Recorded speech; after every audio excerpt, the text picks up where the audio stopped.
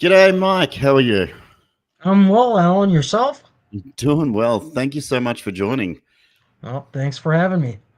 No. All right, mate. So I thought I'd just jump straight into it. Tell us about yourself. Like, who are you? Uh, my name's Mike. Uh, I uh, I guess the highlights would be I joined the service. I joined the Marine Corps while in high school. I spent a little over 20 years on active duty, and I retired as a gunnery sergeant out of the Marine Corps.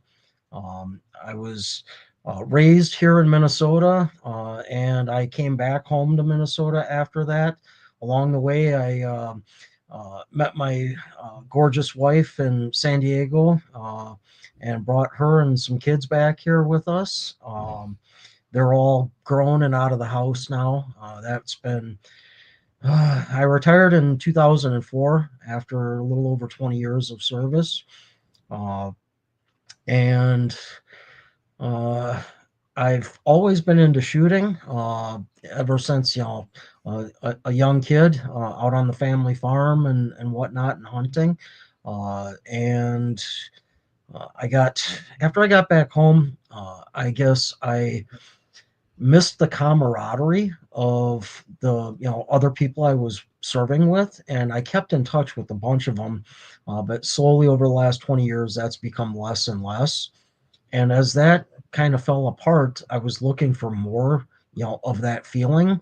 And I found an American Legion post here in Minnesota that has 60-acre property with a gun range on it that you can shoot out to 200 yards. And I joined that. And the next thing I knew, I was like into, shooting kind of heavy again all of a sudden with a bunch of, veterans that I had something in common with. And uh, I did that for a while as kind of my main outlet for a hobby. I've worked a bunch of various jobs on the civilian sector, mostly in some form or another of a production supervisor or production manager. Until a few years back, well, it's been 8 or 9 years now. I landed my dream job, and I manage a hazardous waste and recycling facility for the county I live in here in Minnesota that's got just a lot of perks that come along with it. It's kind of that one man's trash is another man's treasure type of thing. So the things that Yeah. people bring in to dispose of would just shock people out there.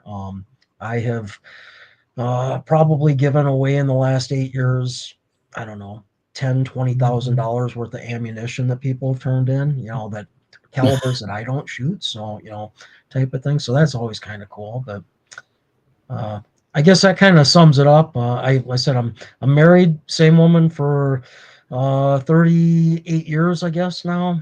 We've got 3 kids, all grown out of the house and doing well for themselves. So, yeah. Yeah, nice. I want to just pick your mind about the military and the gunnery sergeant side of things.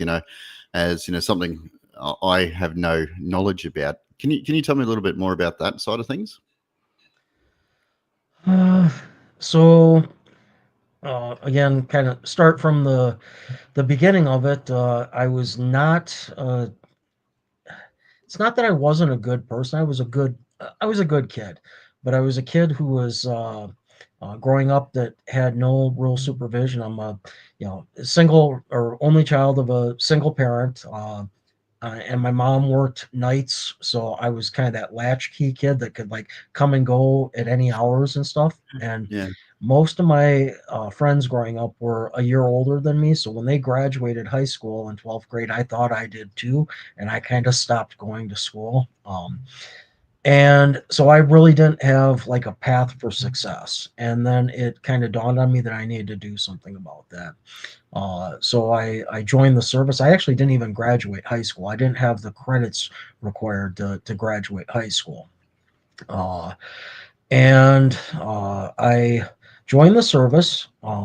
And about 6 months after boot camp, while I was in the Marine Corps, they changed their policy on not allowing kids or people to be in the service without a high school diploma. GED or equivalent was no longer the requirement. I didn't even have a GED at that point, so they sent me back to an on-base adult high school to get the credits I needed to to graduate, and that was a life-changing moment for me. That and my mother were two like points in my life where I was like, oh my god, it was like a light bulb, like if I had only known what I could do if I applied myself. And I didn't have a choice but to apply myself because I had, you know, other gunnery sergeants, so as I was a little private, that were going to be barking at me if, how can you not be passing this class? You know what kind of a, good deal you got here, blah, blah, blah. Yeah. I went into that with like they give you an entrance and an exit exam after you completed that course on base, and I went in with like a 10th grade reading vocabulary comprehension level, and I left with a year 15 in a little over 3 months, and that was always in here. It's just I didn't apply myself because there was no one at home to hold me accountable for it. And that was where I realized that, what, there's nothing I can't do. And I wouldn't have been able to come to that realization had it not been for the United States Marine Corps. Um, and at that point, I knew I'm going to do this as long as I, possibly can. And that's kind of what led to the career path that I took. There were a couple of times that I thought about getting out over those years due to the stress and the deployments and whatnot. I mean, like I said, I served a little over 20 years and I was deployed 8 times in that 20-year period. So the math isn't that hard. That's about every 14 months I was, you know, pick up and left the wife and kids. And, my youngest, when I came home after the second or third deployment, that it would have been the second deployment after he was born. Uh, he was calling me Mike and not Dad because he didn't know any better. Yeah. Yeah.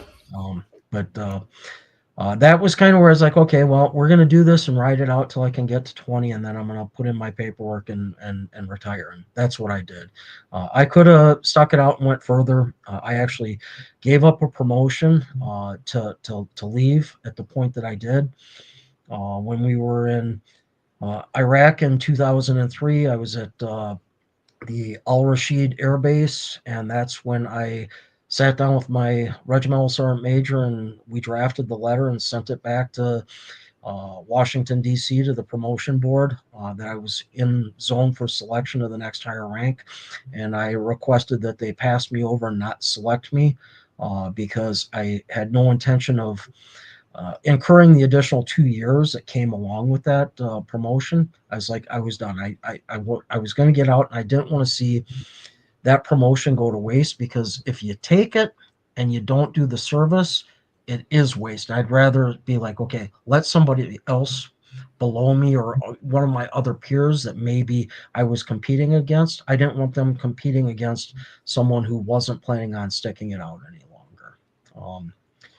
As far as my occupation field in the military, I was an artilleryman the entire time. So I threw 98-pound projectiles, 18.6 miles with pinpoint accuracy. I was on Yeah. the line pretty much that entire time. Uh, Served as an instructor at Fort Sill, Oklahoma, which is where the artillery training school is at for the U.S. Branches of service. Um, I did a couple of other really cool duties while I was on it. I had a couple of cool. I'm not. I'm like Josh. When Josh talks about his military service, he's not a door kicker or anything like that, and neither am I. I mean, I'm technically a combat arms guy, but I never. Well, I helped kick a door or two in Iraq. Okay, but that wasn't what I did for a living. Um, but uh, I did get to do a couple of cool duties while I was along the way in that 20 years. One of which was Marine Corps Security Forces or Sea Duty, where I uh, guarded nuclear weapons on board naval vessels. So I was stationed aboard an aircraft carrier for a year and aboard a guided missile cruiser, the USS Long Beach, for about a year. And they decommissioned the Long Beach, and then I got transferred over to the aircraft carrier. And that was really cool to do that and live that lifestyle for a couple of years. And the schooling for that was just, it was the funnest thing ever. You woke up every morning, uh, you you went and you PT'd, which meant you went and you ran 3 to 5 miles, did a bunch of sit-ups and pull-ups, and then the alternating days you did hand-to-hand, type combat training. It was called counter sambo back then, so it was throwing people and grappling type training. Uh, and then you went in a classroom for a couple hours, and then you went and you spent your entire afternoon on a range for 10 weeks shooting 45 ACP out of 1911 pistols and Mossberg 870 shotgun shooting slugs and beanbag rounds at targets. And that's all you did, because your whole point of the duty was to guard nukes. And on a ship, you don't shoot rifles. If you got to shoot down a passageway on a steel ship, you shoot someone with a shotgun, slug, or a shotgun round, not a rifle, or a 45 that travels slow and won't do a lot of peripheral damage. So the cool part of that school, I said, was the shooting. I got so proficient with a handgun at that school. It was super cool. And then I guess the next coolest thing I got to do is I did a couple of missions with the Drug Enforcement Agency, where we did counter narcotics missions in California, up in uh, what the heck is it? Up in the Bay Area. I can't think of the name of the national forest, but there were a bunch of meth labs in the late 80s, early 90s that were, and people are just destroying the environment in the process, with these drug labs out on public lands. So we went out there and we snooped and pooped and sat in little foxholes, for 3 days at a time, observing stuff. And then when we saw suspicious stuff, we called it into the DEA, and they went in and they busted a bunch of meth labs out there. So that was kind of interesting, or a fun thing that I got to do too. A couple of cool stories I could tell about that, but like getting the bejesus scared out of you, patrolling up to a spot where you got a good oversight on something through people's rich California liberal people's private property, that you didn't have permission to be on there, and getting scared to death by a mule deer that pops out in front of you. That,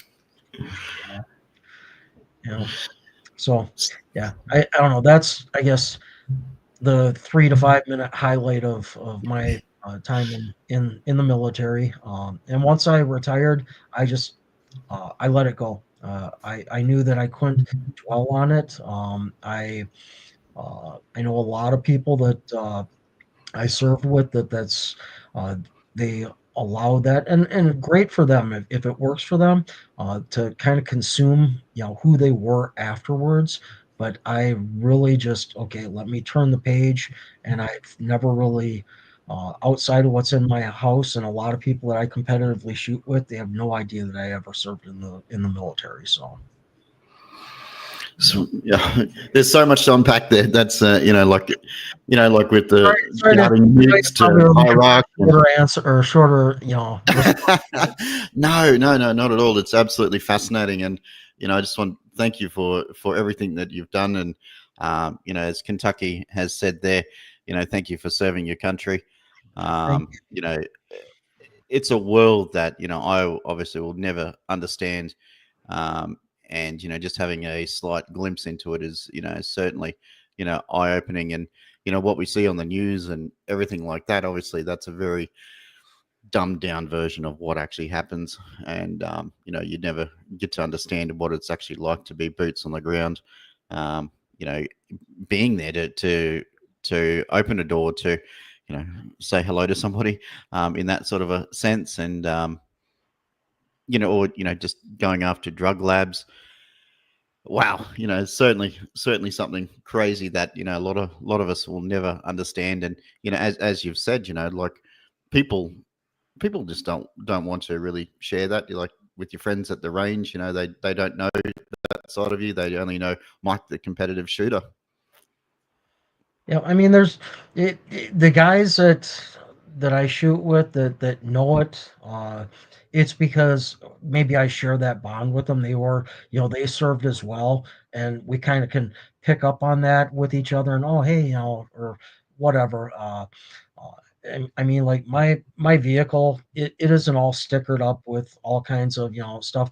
What you see in the background in this room, this used to be what I call the I love me room, that had all my plaques and all my military stuff in it. And I have slowly taken a lot of that down and kind of put it away, because uh, at the end of the day, it only really means anything to me. My kids don't understand most of it.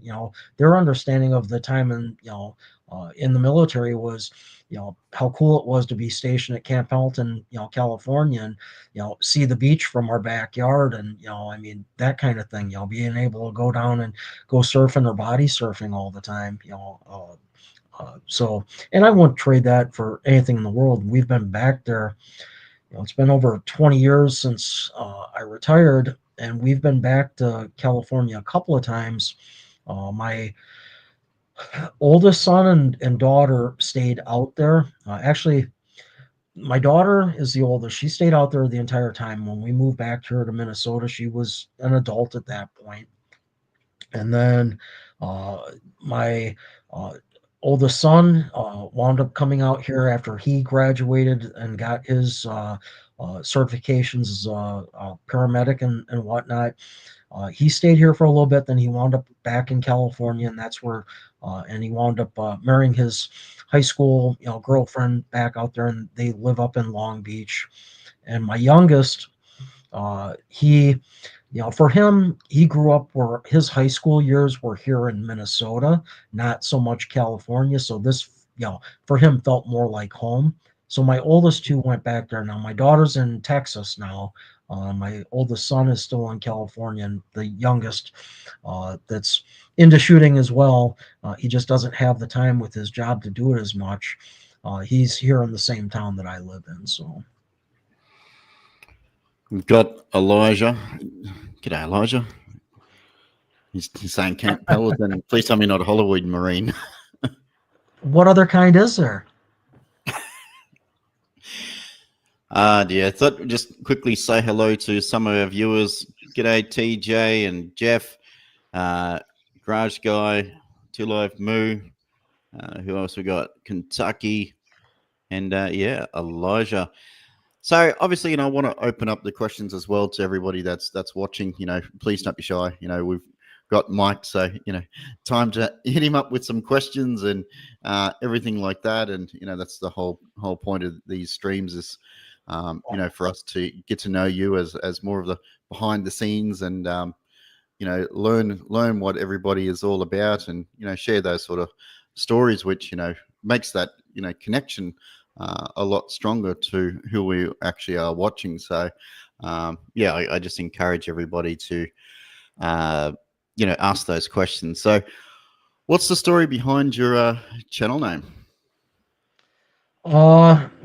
It's kind of twofold. And I know most people probably think it has something to do with long rifles and like 22 long rifle. It's got absolutely nothing to do with that.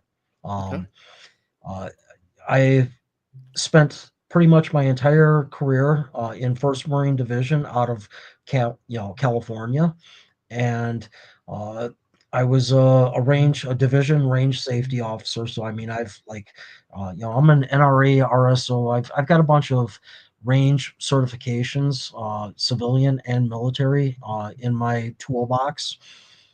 And as the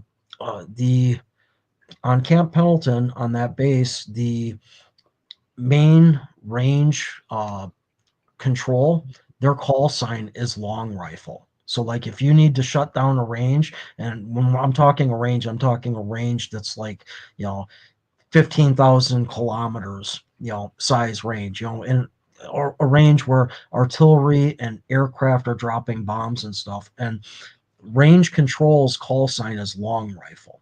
So I Okay. kind of based it out of that because of my being a division range safety officer and having some time working with range control out there. It just I thought it was kind of cool when I decided to change the name to something that kind of fit in that for a long time. My channel's been out there for like 13 years, and it was just mnmarine.1, which was the handle I picked, and mostly up until 5 years or so ago or less, it was a lot of car related stuff because I was into that pretty heavy at that point. But when I changed it to long rifle, I was looking for something a little bit snappier and a little bit different. And 22 long rifle never even crossed my mind. I was thinking about the fact that I'm an NRA RSO. I've got certifications in range management from the NRA. I've completed their range operations and management course. I was a Marine Corps marksmanship instructor in the Marine Corps. I was a division range safety officer. So it kind of fell back to that range control call sign is why I picked that. And I wish I would have done a better job at the time when I was researching it because I've looked, now that there's like X and Twitter and all this other stuff. Back when I picked, long rifle, I mean, there's like long rifle one, long rifle two, long rifle 2017, Yeah. out there on YouTube and stuff. But I was the first person to pick that, and I wish I would have like, tied it into these other platforms that I wasn't part of because as I've started to try to work my way through understanding how to build a website and stuff, and then talking with like Joe and others, like you gotta put this out there and put that out there to help get things along. Okay, so I created a Twitter account and a this and a that. Well, long rifle's not a name that's available because everybody's scarfed it up by now. It's so which is kind of where MN Shooting Sports as a website domain came from. Out of that because I couldn't do anything with long rifle that made any sense, and I've actually been thinking about changing my channel name to MN Shooting Sports from long rifle just because I've I've locked down the domains and the and stuff on the other things out there for that, and then I could tie it all into one so people aren't like thinking confusing this with that. But um, yeah, I don't know. But then again, I also don't want to get that deep into it because I really don't have the time to. So, but what I'm doing on YouTube right now is uh, as much for me, if not more for me, than it is anything. I'm not looking to grow this channel to you know.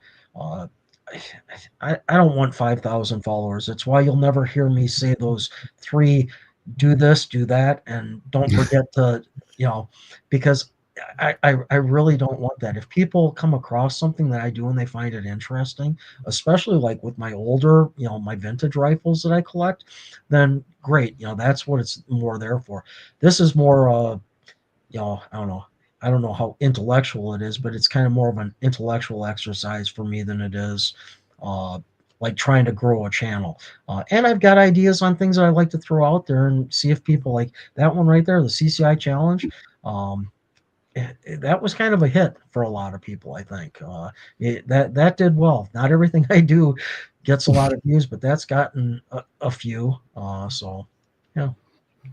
No, I just that's why one of my next questions going into it is the challenges. Like I really like the CCI challenge because obviously with some of the challenges out there, we can tune their rifles, with tuners and ammunition, and Yeah. you can get real into it to not miss any of these targets. Well, I missed ton of them, but um, everybody running CCI, it I don't know, it just breaks it up. I really enjoyed this one. It leveled the playing field. It didn't matter what rifle you shot it out of, but you had to use that ammo. And it for me, the idea of you doing that challenge is that it levels the playing field. The guy that's got uh, you know whatever rifle. He's got a rifle and a chassis that just the chassis and the barreled action, goes for $6,000, and they throw a $3,000 piece of glass on top of that. But if it doesn't shoot CCI, it doesn't really matter, does it? Because I got a Mark II with one action screw in it that just loves CCI. So, Wasn't that I seen you made a hybrid something? You put a lower or upper on something. You so duct taped it together, if I remember correctly. well, that might be the my Frankenshoots that I did. I took a couple of uh, Savage Anschutz rifles that I had of different models, and I pulled a barreled action out of this stock and put it on this one and changed a few things around to make the rifle that I think is the best rifle out of a combination of some 60s, early 70s Anschutz rifles. Like this stock just feels better and sits in a front rest better than this one does, uh, and that's kind of my that was what I did with that. But then I don't know. Yesterday I've got some things rattling around in my brain that I want to do. And last night I took the leftover parts of the other of the other Anschutz, and I put that all together. And I need a bunch of elevation to do what I want to do. I want to shoot like some pop cans beyond 500 yards with standard velocity. And I took a 64 Savage Anschutz 64 barreled action and drop that in the more of a sling style stock through a 30-minute area 419 rail on it, and then I pulled my Arkin SH4 that's in a 20-minute cantilever on top of all that, and then I zeroed it with a well, semi zeroed it with a laser in the basement here the other day, and then I figured out how many minutes or mils I can come up, and I'm like, with how much I can come up with all that, and what I've got left in the reticle stadia for holdovers, I should be able to go out beyond 500 yards with that rifle. And I could have done it with some other rifles. And I was thinking about it, but I was like, I don't want to take my B14 apart and start moving this around. That rifle works good for what it does, and I want to leave it there. So I'm like, okay, well, if this rifle becomes like, oh, hey, look, I can shoot beyond 500 yards with it, then we'll see how far we can push that. Maybe I'll go to a more minutes of angle cantilever or a scope that's got a little bit more, travel in the turret on it. And I've got another scope. Hell, I'll pull my Vortex Razor Gen 3 off of my precision rifle, my centerfire rifle, and throw it on. I'll have all that I need. But first, I want to see if the rifle will get it out there, and if it will, because I want to shoot pop cans at 600 or 700 yards, and I want to do it, where it's like, okay, give myself 20 rounds, and if I can't hit it, then pack it up and call it a day. I'm not gonna, shoot a brick of ammo to get it done. Either I can Yeah, do it or I can't, type of thing. Uh, I've caught a lot of hate on some of the videos I put out of shooting at like 300 yards with CCI standard out of my B14. Um, I deleted some of the comments and stuff, and some people I mute them so their comments go away and they don't know it. But where people are like, yeah, well, if you do it so many times, yeah, well, I shot a half a minute target at 300 yards with CCI standard velocity, and yeah, it may have taken me 40 or 50, shots, but I finally did hit you it. got it. Yeah, But yeah.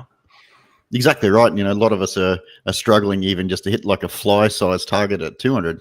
So when you're going out to those extra, especially 22 LR, there's so many variables, wind Yeah. and everything like that. It's a very, very difficult shot.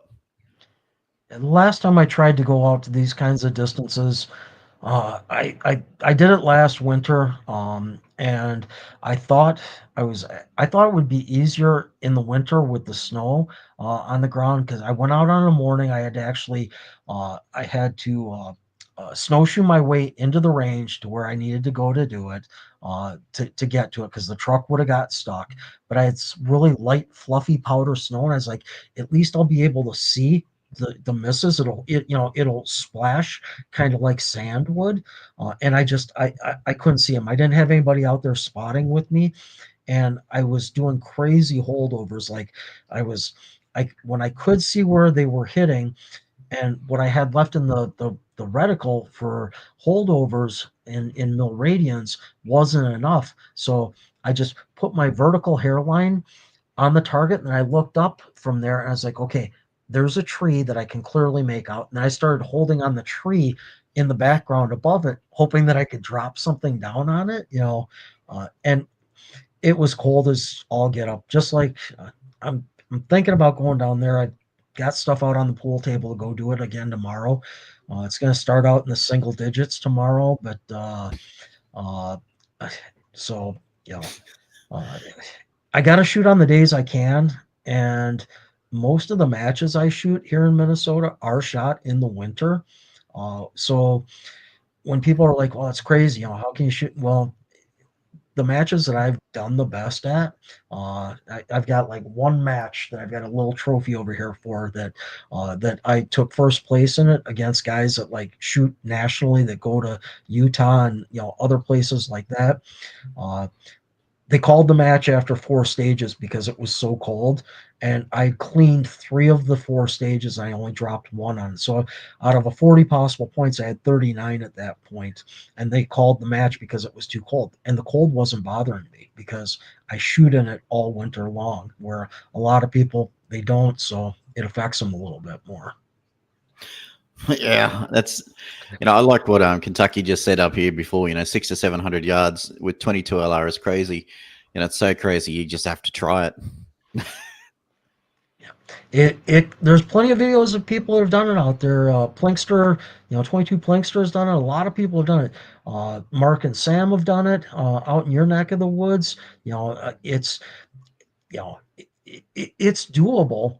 Is it doable consistently? No, because like you said earlier, Alan, the variables, the wind, the temperature, but the thing that people don't realize too is that when you're shooting in this kind of cold, that actually helps you out because you know the cold and the lower barometric pressure and everything, the bullet flies higher. It actually helps stabilize it a little bit. There's it's uh, for me it's another one of those light bulb moments when you think about it that I've learned along the way with shooting. Uh, is when you realize that like most common people or lay people I guess would think well when you're shooting in the rain that's got to affect it. The rain's hitting the bullet, it's going to make it go down. No, when it's raining the barometric pressure's low and the air density is different, the bullet actually goes higher. So if you're shooting in the rain, you need to be aiming low on the target because the the bullet's going to go higher. And it's just the opposite of what people what makes sense from a common sense standpoint.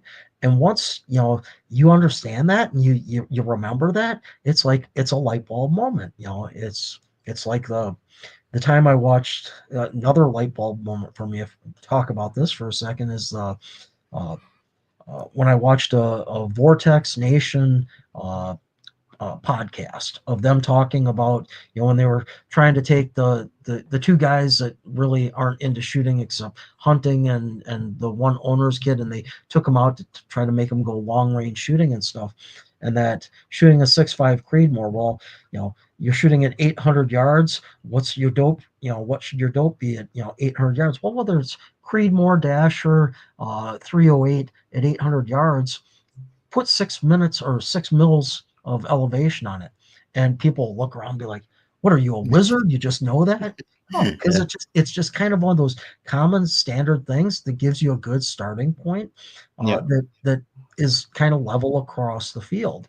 Um, and once you stop overthinking things, it's like, oh God, there's so many other things about shooting that are just way easier than I thought they were. And if I stop overthinking it, I can do better at it. So So I guess, what would be the first sound advice?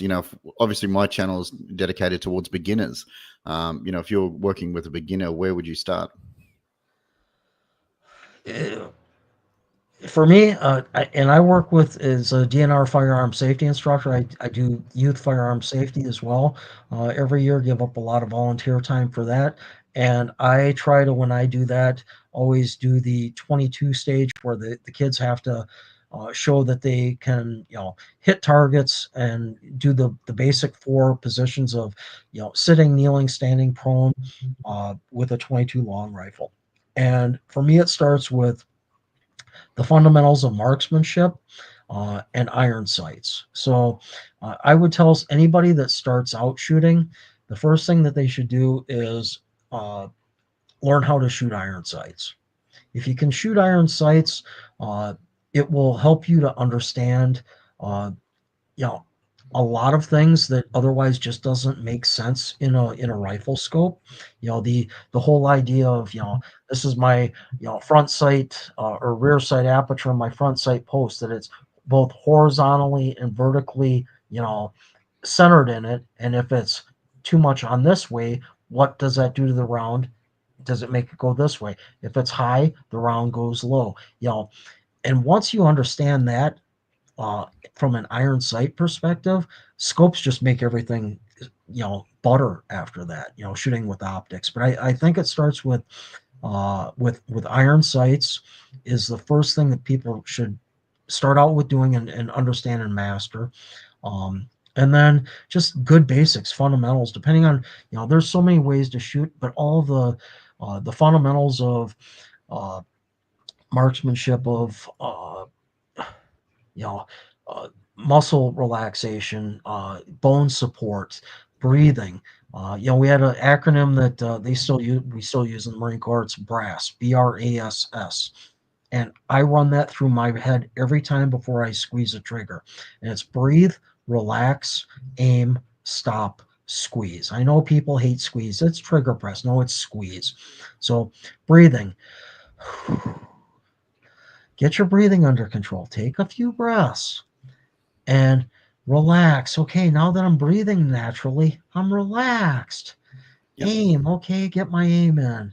Stop breathing. Do I stop breathing on a, or do I do it on the natural, respiratory pause of an exhale? And squeeze. And if you do that every time, you're going to be more accurate. And, you know, so again, it's the fundamentals: bone support, proper natural sight alignment, sight picture, body alignment, uh, and breathing, relax, aim, stop, squeeze. Those things, no matter what, if it's that you're shooting F class, that you're shooting Benchrest, that you're shooting, they apply across the board. If you're shooting positional sling shooting, when I first, again, 20 years in the Marine Corps, so I had to qualify with an M16A2 every year, at least once a year, every year, from 2, 3, and 500 yards, with iron sights in sling positions of standing, sitting, kneeling, and prone. And that gave me my basics and fundamentals. And after I exited the service, and once I found this gun club, the first one that I joined, I started doing that with them because we would shoot 200-yard NRA style matches from those positions with M16A2s or M1 Garands. And as I got older and heavier and my blood pressure went up, having a loop sling around my arm, I see that wobble that's imparted by that, what is supposed to be there to give me stability and support. It becomes more and more evident. And the rounder I get, the harder it is to get in and out of, kneeling and sitting positions or staying them for a prolonged period of time. That comes with age. And a lot of people that shoot, maybe never served any time in the military, but have shot NRA high power positional shooting, sling shooting their whole life, as they I saw someone comment on this on your post, I believe with Moondog or someone the other day. Uh, that the natural next kind of transition or progression for those guys is you're aging out of that is to get into like F class or bench rest. Because and what you learn there then is what I learned, because when I couldn't do the positional stuff as well as I was hoping, and I sat around at the same range and saw guys. There was an F class match that I went out to help monitor, to get my range time in for my range hours, my volunteer hours. So I helped score this match, and I'm sitting there watching these guys with these big old, you know, joystick bipods that they're like walking up and they're dropping it in, and it's got like 6-inch spikes that are going in the ground, and they got this joystick thing, and they got $6,000 optics on it, and they're laying down in the prone, and their cheek is getting close but never even touches it, and they're walking up behind it, and they're not grabbing it, they're grabbing the back of the trigger guard, and they're sitting there and they're going, and they're sitting there 600 yards in the in a 1-inch X ring, ting ting ting ting ting, and I'm like, God, that's cheesy. How cheesy? That's cheating. That's not real shooting until you get out there and you try it, because Yeah. it's a different game. Yeah, they're not letting their body impart everything. They're actually, that's when I learned how to read mirage. That to actually back off 2/3 and look 400 yards down and see the mice running across the field in front of you there, and go, holy cow! Now I understand what it means to, like, I can see the wind. I can tell which direction it's going. The flags at 300 and 500 are doing this, but it's doing something completely different in the middle. And it's a different game that you get into. And I didn't stay in that game for very long because I got hooked in the PRS thing shortly after that, and I couldn't throw the money that was needed at F class to do it. I just couldn't justify doing it for how few F class matches there are in my area. It didn't make sense.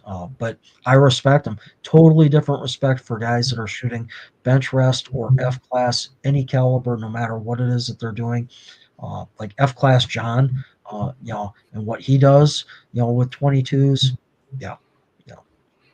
Yeah, exactly right. It's a completely different world, and it's not only Benchrest, but every type of shooting. Whether it's handguns, prone or whatever, everything is its own unique challenges, and everybody's got to overcome those unique challenges. And as you mentioned, the natural progression of the sport is when somebody gets to that age where they're unable to participate in other Yeah. elements of the sport. Where I'm trying to be passionate and promote that side of the sport, so a lot more younger people get involved with the bench rest shooting. And as you said, a lot of people. I've copped a bit of flack on my channel, and people leaving comments like, "Oh, there's no skill. Where's the skill with that? That's easy." And I commented back to one person and said, "You go have a try. Have a try of it, mate. You go have a try and come back to me, and I guarantee you'll come last in that competition. They'll go over you every single time." And Um, it's funny how all those people that make those comments, if you ever like actually click on their name, it takes you to a page that they have no videos, they have no content.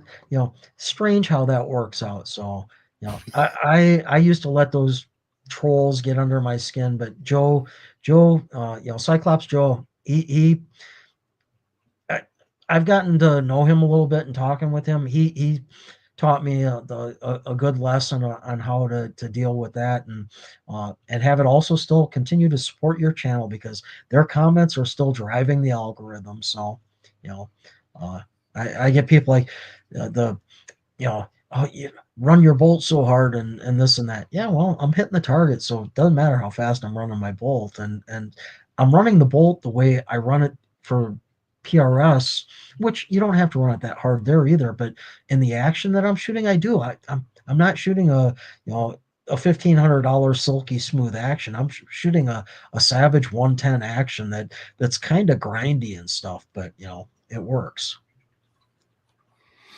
exactly right. Just sort of quickly say hello to some of the people that are tuning in.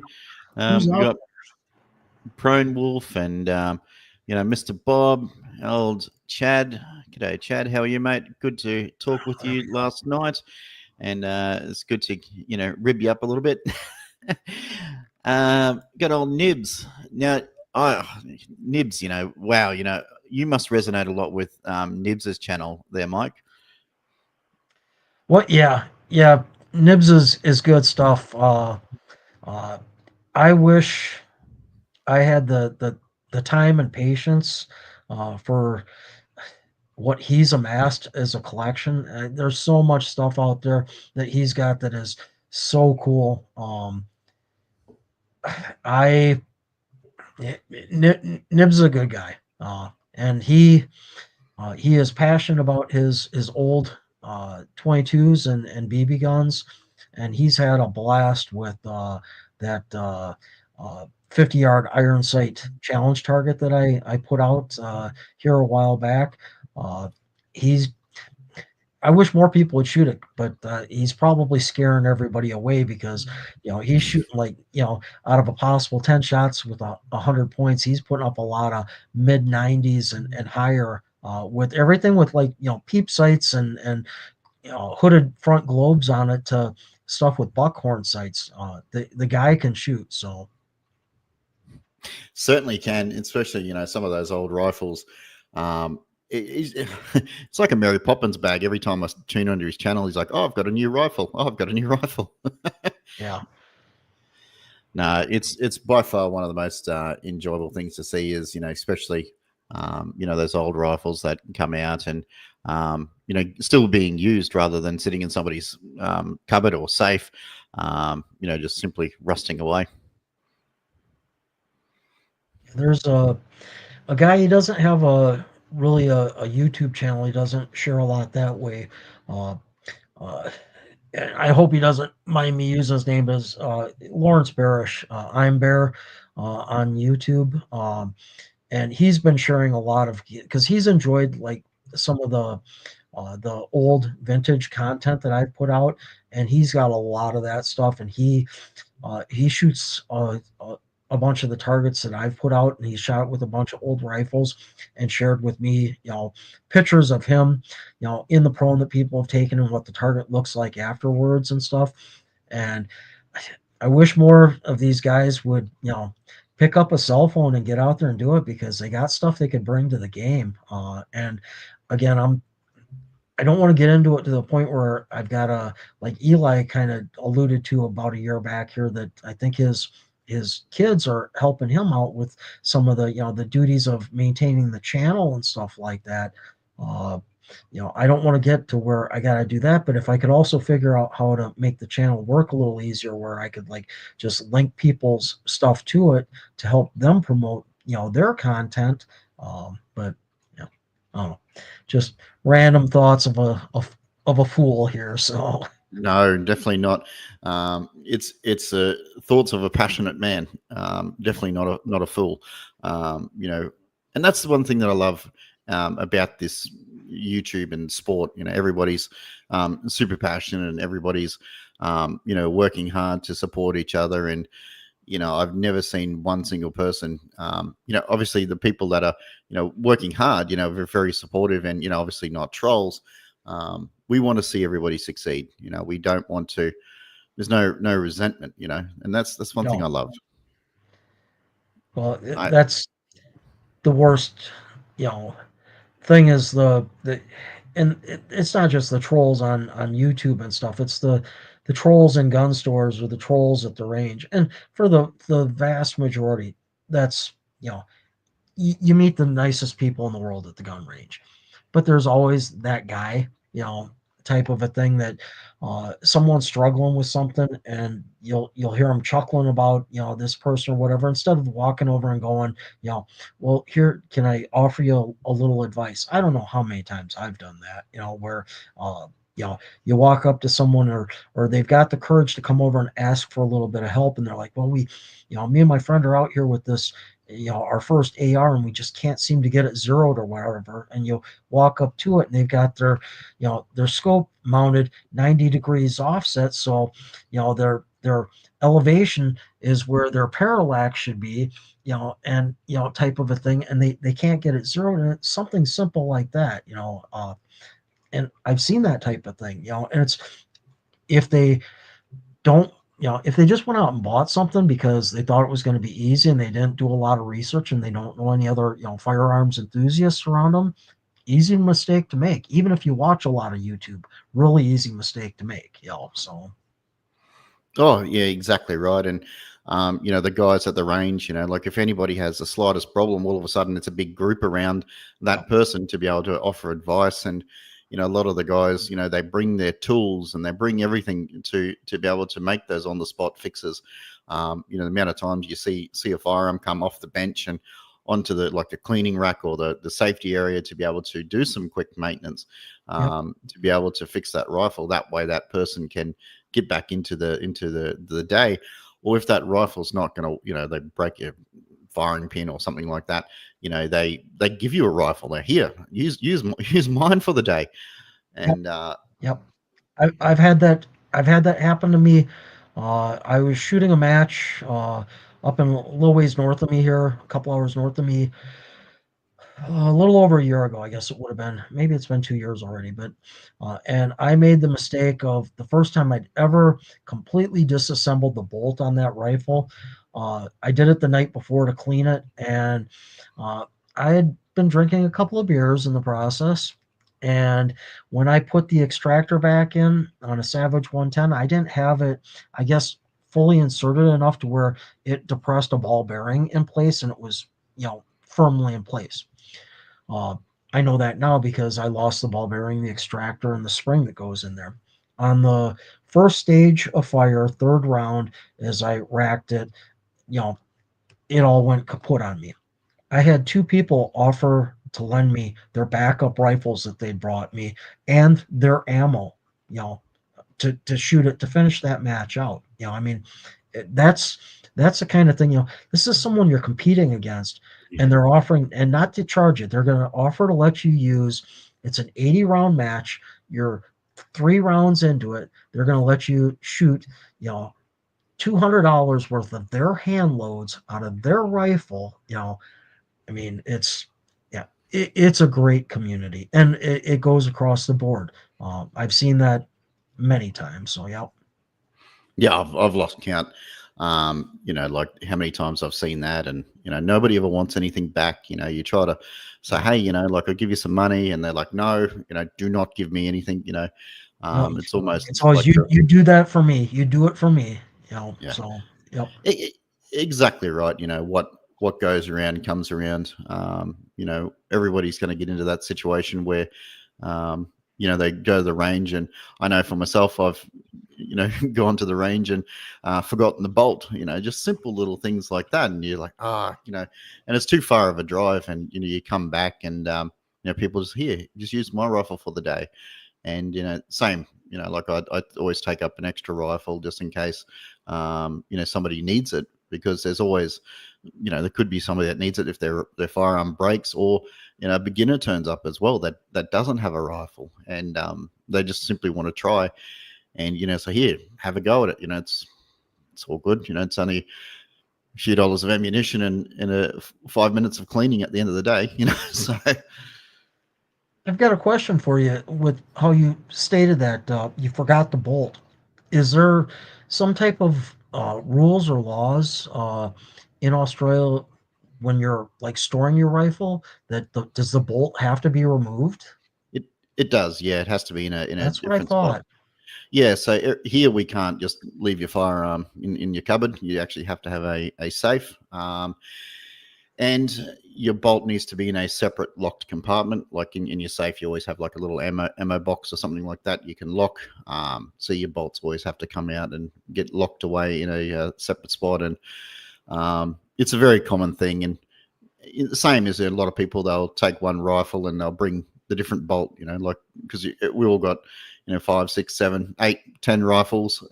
So you can sometimes, I've seen it done, people accidentally bring the wrong bolts. It's something that you always got to remember. Okay, got the rifle, got the bolt, got the rifle, got the bolt. You know, But it's good. It like in my opinion, safety is super important. Um, Obviously, the firearm can't do anything without the bolt, and if the firearm itself gets in the hands of the wrong person, well, they're not going to do anything if they don't have the bolt. And it's just that one extra step of safety. Yep. That's in my opinion as well. So um, we could get in the whole realm of self-defense, and if somebody comes through the front door, well, obviously it's going to take a very long time to get your firearm ready. um, but I think, especially like for me, having a child in the house and everything like that, I do not, you know every step that I can take is peace of mind. Is that is that kind of like a regional type of a thing? I bear with me. I guess if you had a ranch out somewhere, you're a farmer, a rancher, or whatever, and you've got firearms there, obviously for predators.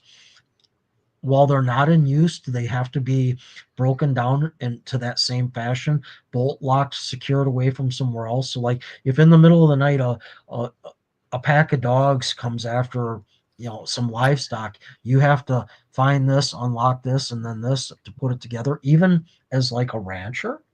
Technically, yes. Yeah. Okay. Hmm. Technically, but 90% of people don't. In No, like but in a farming situation, but technically, yeah, it has to be.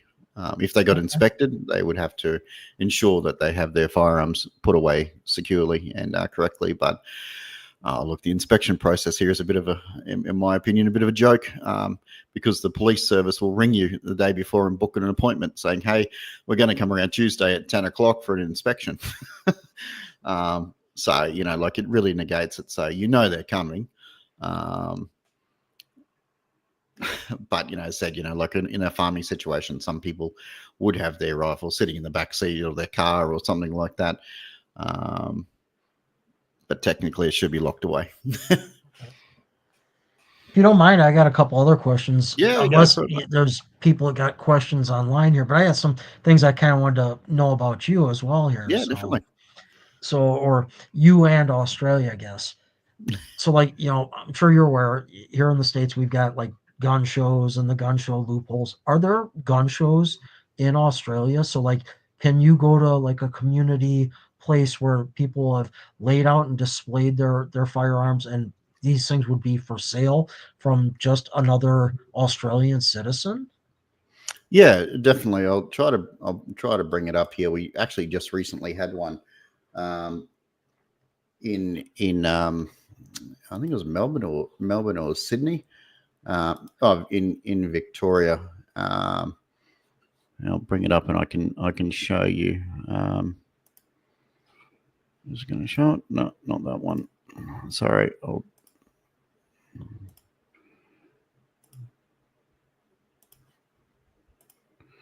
This one. Yeah. So SSAA is Sporting Shooters Association of Australia.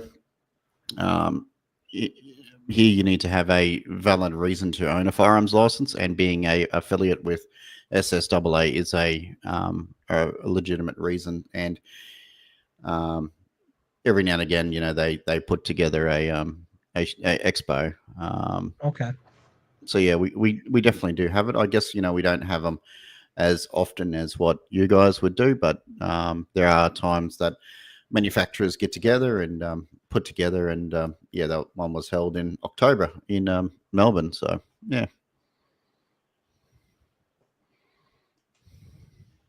All right. My next question for you, I made a little list. good. Uh, if you had to pick one rifle, what's your favorite rifle? Oh, I love my Seiko. Um, Okay. yeah, my Seiko has been such a great rifle. Um, it just performs every single time, and where you point it, it goes. Especially once I've paired it up with the right ammunition. Um, it's just reliable. I don't have to worry about it. I don't have to worry about anything going wrong with it.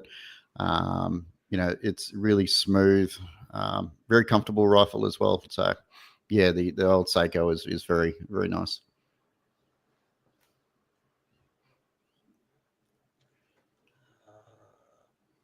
Any hobbies outside of shooting?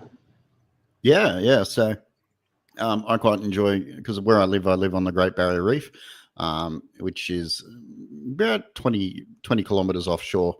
And yeah, I like to go out fishing with friends on their boats and everything like that. So when the weather is good and we get those under 10 knot days, we like to get out there on the reef and chase some fish and bring it back. So yeah, really enjoy fishing, and obviously, YouTube as well. YouTube is the other hobby uh, that I spend a fair bit of time doing. So yeah.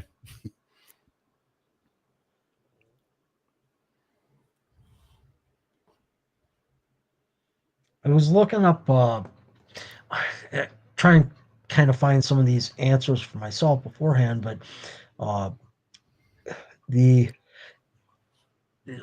I guess my question was an NRA equivalent. Okay, so I know there's a National Rifle Association of Australia, but what I couldn't really find, is it affiliated with like the NRA of America, or or is it its own kind of governing body? And do they is it more of like the sportsman uh thing you were just showing a little bit ago, or do they like really try to advocate for firearms ownership and rights in Australia? Or Yeah, that's exactly right. The SSAA um, is the overarching governing body that tries to protect for shooters, try to protect for our the laws and legislations, because every time somebody does something stupid, we all have to pay the price.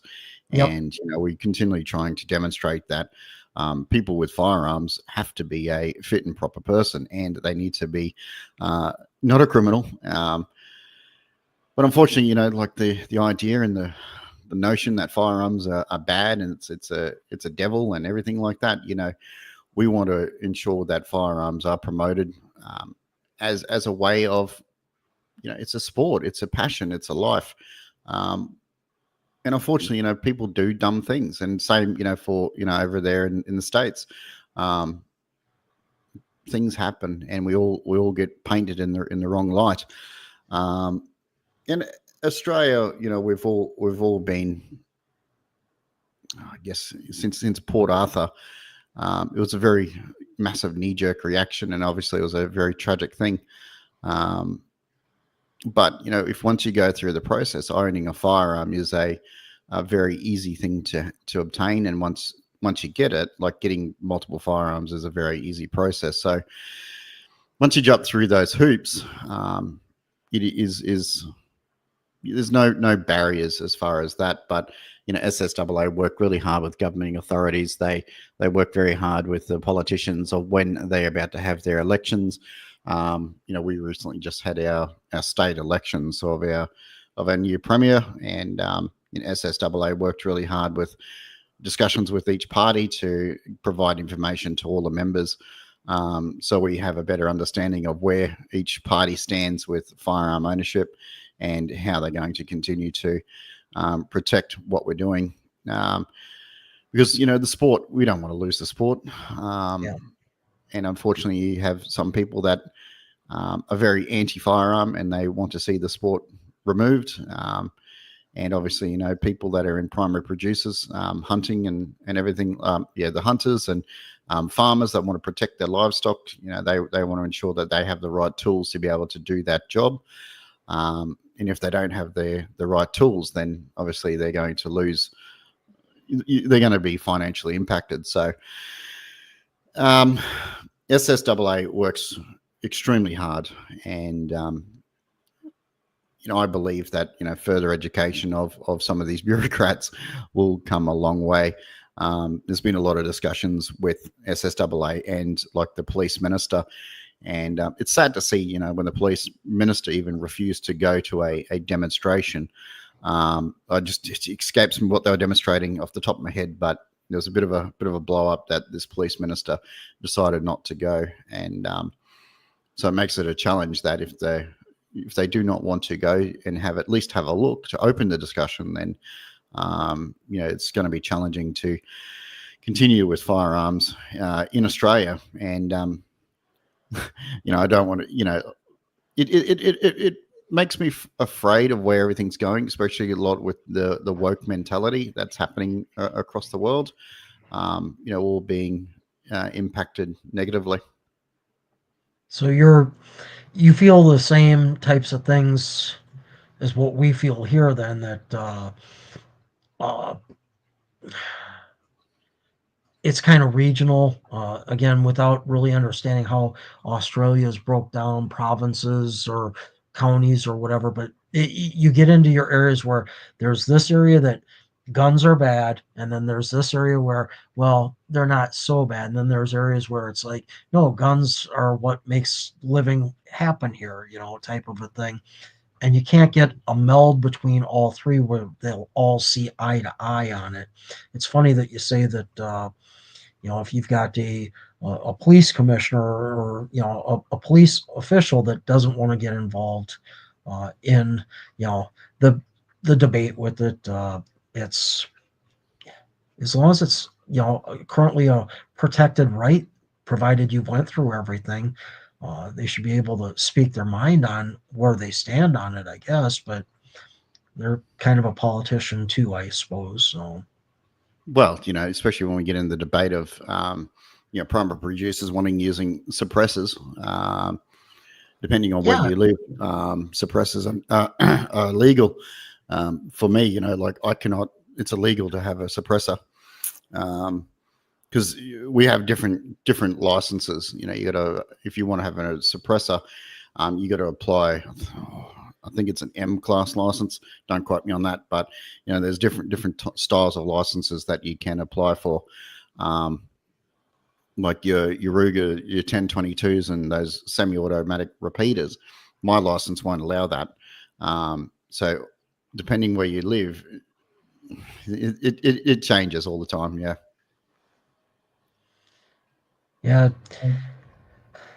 I'm hoping that here in the States, there's a chance that with the new administration and the way things are changing, it was close on the books a few years back, until the shooting that happened in Las Vegas out here, and then it got sidelined. But uh, to pass the Hearing Protection Act, essentially, because that's all suppressors do. I mean, they're good for, you know they don't make the firearm silent. It's not the movies. It's far from it.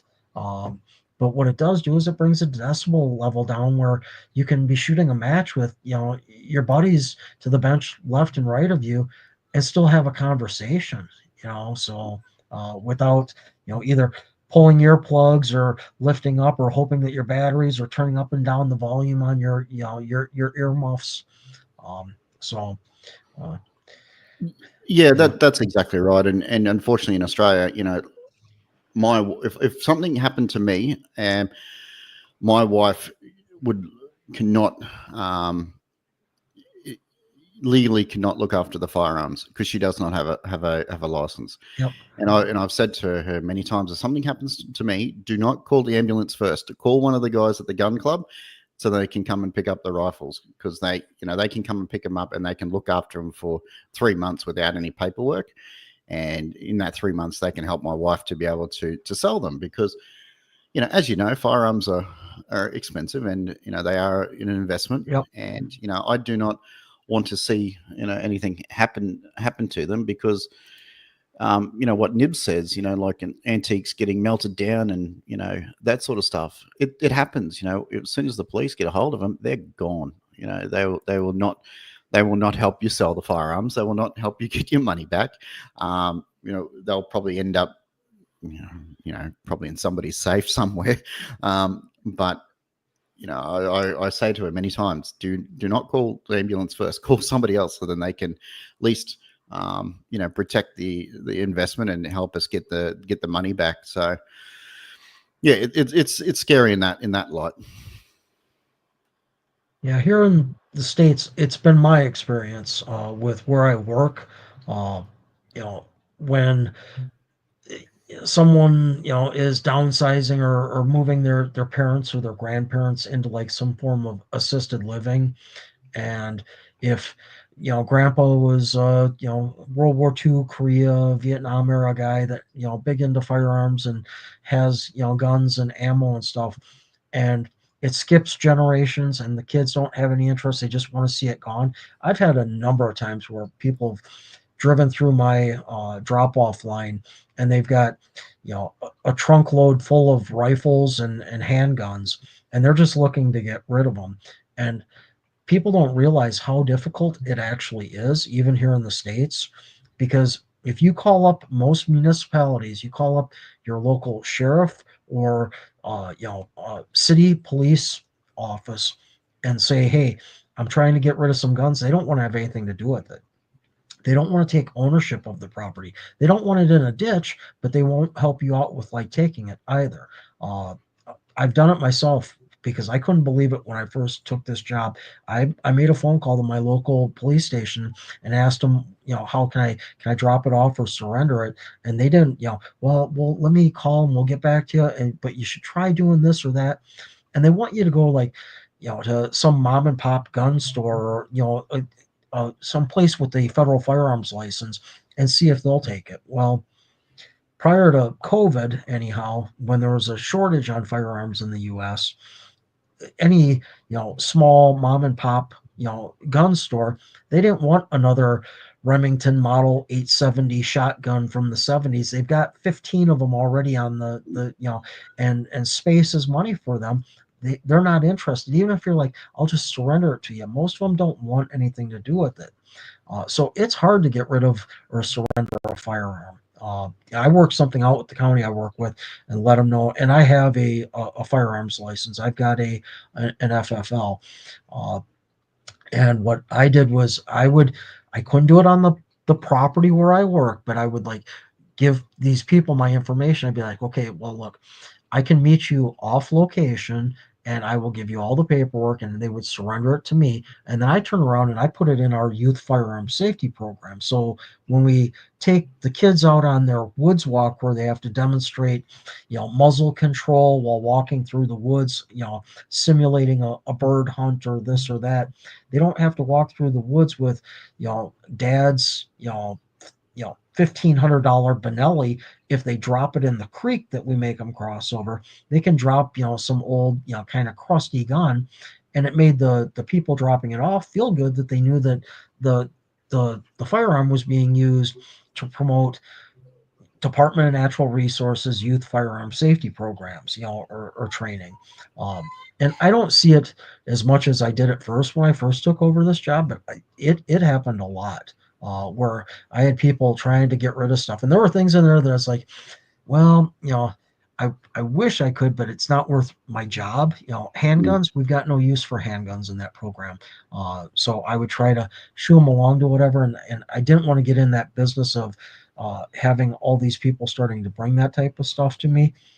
But I bring it up because it is a lot more difficult. A lot of people are like, well, the anti-gunners, well, they should just make it all go away. Well, if you want them all to go away, where are you going to take them? The police don't want them because it's something that if they take it, and I've had a conversation with my local law enforcement agency on it, and they took some one time from me because they had no choice because one of my staff accepted it, and then it was on camera that we took it in. So I had Uh, to know that I had to be able to bear out and prove that we didn't take a firearm through a governmental organization, type of thing on site.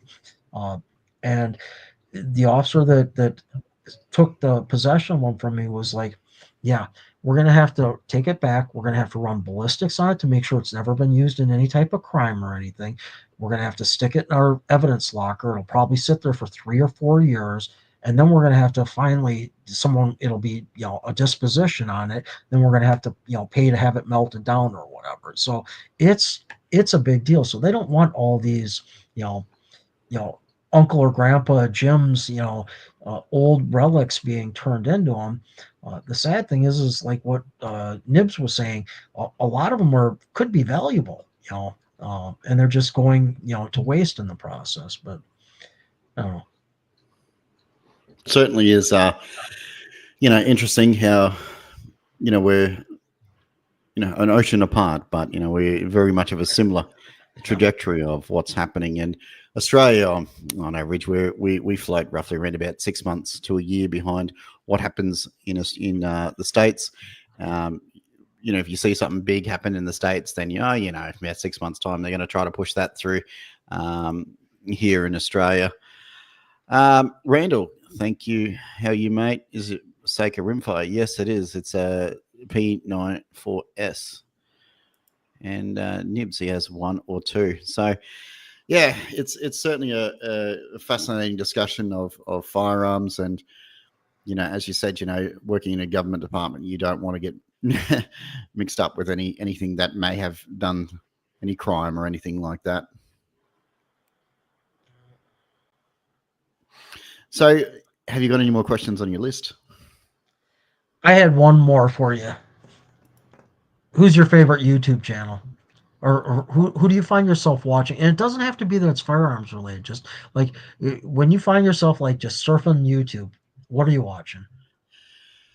You know what? I've always been like, even before starting creating content myself, I've always only ever had like a small list that I actually have subscribed to. Um, and a lot of the content that I generally watch is a lot of documentary style of content. Um, I like watching a lot of playthroughs, like some of the guys play some of the favorite games that I like to watch and play as well, such as War Thunder. Watching some of their commentary and that sort of stuff. Just as a bit of a vegetative state to be able to just kick back and not think about anything for the half an hour or whatnot.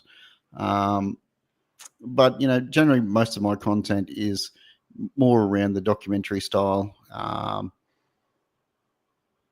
do watch a little bit of the firearm content, especially like I try to learn a lot because I like learning new things and watching channels like Speedy Gonzalez.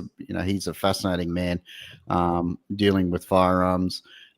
He works a lot with Eric Cortina, how they develop a lot of those actions and his stock building and everything like that. And a lot of these channels, like I live a little bit vicariously through it because it's something that I cannot do myself. So all those hobbies and everything that they're into is something that I've always been interested in.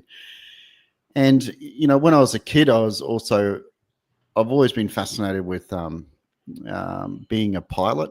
Obviously, again, I'll never be a pilot, but I like watching some of the channels that are out there, especially a guy called Missionary Bush Pilot. He's fascinating how he flies his Grand Caravan through the mountains of PNG, and he lands his caravan on the side of a mountain with a 10-degree slope and long grass, and you got dogs running across it, and he's dropping off cargo, and those sort of channels really fascinate me, and those sort of the channels that I tend to watch a fair bit. Yeah. What about yourself? Food channels. Food I, channels. I like cooking and uh, watching foods from around different parts of the world. I mean, I serve plenty of firearm related stuff, but the uh, it's kind of outside of that. It's probably a lot of foodie type stuff. Yeah, just foods of the world or street foods. Um, from different cultures. That's It gives me ideas. I play around with cooking a little bit and stuff like that, and we'll try to like recreate different things. YouTube's great. You can learn anything on YouTube. There are dishes that I've eaten overseas and in other countries that I knew I'd never find a recipe or find a Philippine store, a Filipino store here that would make, a specific dish or lumpia or this or that, and there's nothing like that anywhere here in Minnesota. But I learned how to make a couple of dishes, off of YouTube. So I'm a foodie. Between the beer and food, Do you like so Filipino food? I do. Yep. My spent quite a bit of time. Every deployment I was on, just about. You uh, you left California in the Marine Corps on a Navy ship. You floated, past Hawaii. You stopped in Hawaii, then you floated around, the Western Pacific. So I've seen all of Asia. And back then, there were the major ports, or the major shipyard was in the Philippines. So we would spend a lot of time there. So uh, I really uh, enjoyed and got to enjoy the food, especially the street food there, as well as Hong Kong, and some other places, Rio de Janeiro, Brazil. Got to, like I said, I never got to Australia. It seemed like every deployment I went on, the next one people came back and they're like, "Oh yeah, we got to go to Perth. It was amazing." And I never got to go to Australia. I've been to like 32 countries, and never made it to Australia. I've been to a few European countries, obviously, the Middle East, most of those countries, and just about all of Asia. But you know, Yeah, Filipino food is I love Filipino food. Like my wife is actually Filipino, okay, and yeah, I get spoiled a lot with her cooking, especially the lumpia and yep, adobo, and yep, she lumpia makes adobo, the barbecue chicken or pork on a stick if yeah it's done right. Uh, there's my daughter-in-law is Filipino as well, so she helped teach some of uh, the recipes and stuff. Lumpia, to make it, we did finally find a rest or a market here, an Asian market that sells a little bit of Filipino food in it. And their frozen lumpia isn't too bad, but it's not the same as uh, making it fresh. But it's really time consuming. So yeah, yeah. My wife, she doesn't she purchases the wrapper that goes around it, but she does all the yep, stuffing and everything. She does it herself, and yep, she sits there for ages and ages and ages. But the yeah. end result. Finally dicing up all that, the little bit of cabbage and because there's not a lot in them. There's a little bit of meat, a little bit of cabbage, a little bit of carrot, but in that rice paper, rolled up just right and fried just right. Nothing better. Same as like they love the roast, the spit roast pork. Oh, Yep, yep, yep, you just yep, can't beat that. I've never, when I've traveled to the Philippines, that fresh roast pork. Oh, yep. Yeah, the uh, lechon, uh, I believe it's called. It's where it's they like the fried pork fat, yeah. where it's just a little bit crispy, the fish, which kind of carries. My wife's Puerto Rican, so and there's some similarities in the ingredients they use, but then a lot that just aren't at all similar. My wife loves Filipino food as well. So what's up, Joe? Well, the man, the myth, the legend, Joe. Hope you're doing well, Joe. All right, mate. I just want to say thank you so much for Yep. coming along and for joining, and really appreciate your time and sharing your insights and sharing your story, especially like with your the starting off and your journeys through your service. So I just want to say thank you so much once again for sharing that. And a lot of us would never hear those stories, and it's always good to have a better understanding of where everybody's coming from. And um, this sort of conversations I love. I really do love to be able to have a better understanding. So this is obviously your channel. So where can tell us a little bit about your channel just quickly, and then we'll wrap up. Hey. It's just where I dump all my video stuff of me shooting for the most part.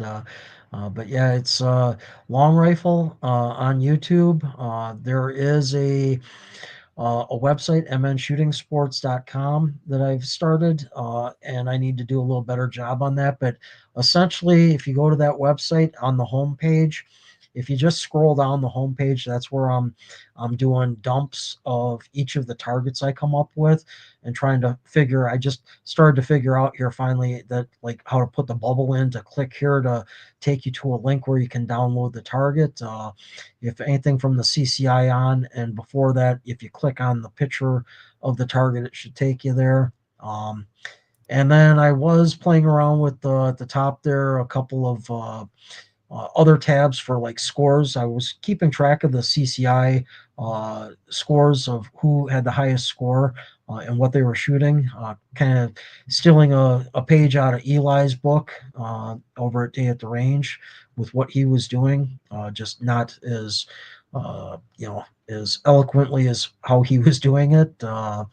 And yeah, it's a work in progress, but mostly the reason the page is there is just an easier way for me to put targets up for content instead of having to reply to every day another email and sending someone a PDF file. People can just pull it down from here. It'll just make it a lot easier. uh, Last thing I'll say about all that, and I'll leave it there, is that there will be another target coming up on the website here in probably a week or two that I've got wrapped up here. I shot the video for uh, a day or so ago, and in the editing process, and I think it's going to be as popular of a target as what the CCI standard velocity target was, to be perfectly honest with you. And that will be like a July or a January target.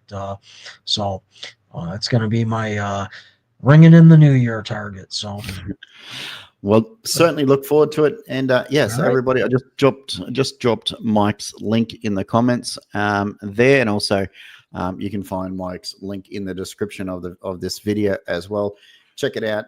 Go over and support him. He's almost there, 992. So let's get him up to that 1,000. So get behind and continue to support everybody in this fantastic community. All right. Well, I appreciate you having me on, Alan. It was nice to get to meet you a little bit more and or get to know you a little bit more. And yeah, small world. Filipino wife likes lumpia. That's it. All right. What Thank you what so more much, can you ask? That's thank you everybody for coming as well. If I quickly scroll through, Boom and Elijah at Day of the Range and Chad, Yukon, Nibs, you got old Joe, Randall. So thank you everybody for coming along and hanging out and chatting, and so it's really cool to see. So next week, Saturday, 6 p.m. Eastern Standard Time, I'm going to have Hasbro. He's going to come on, and we're going to have a conversation and get to know him as well. So yeah, all right, mate. We'll see you on the next one. All right. Thank you again. Bye. All right. Bye.